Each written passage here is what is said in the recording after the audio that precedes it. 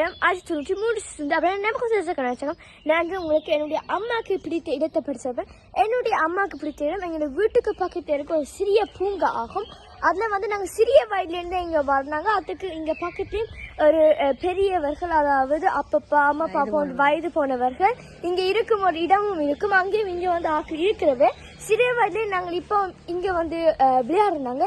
இப்போ விளையாடுறது குறைவு. ஆனால் இருந்தாலும் அம்மா எப்பவும் இங்கே வந்து பாட்டு கேட்குறவா, நடக்கிறவா, எங்களோட இடக்கடை கதைக்கிறா. அம்மா ஏன் உங்களுக்கு இந்த பூங்கா மிகவும் பிடித்த இடமாகும்? இது எங்களோட வீட்டுக்கு பக்கத்தில் இருக்கிறதால நான் உங்களோட சின்னலேருந்து கொண்டு வந்து இந்த இடம் எனக்கு நிறைய பிடிக்கும். இது ஒரு அமைதியான இடம்.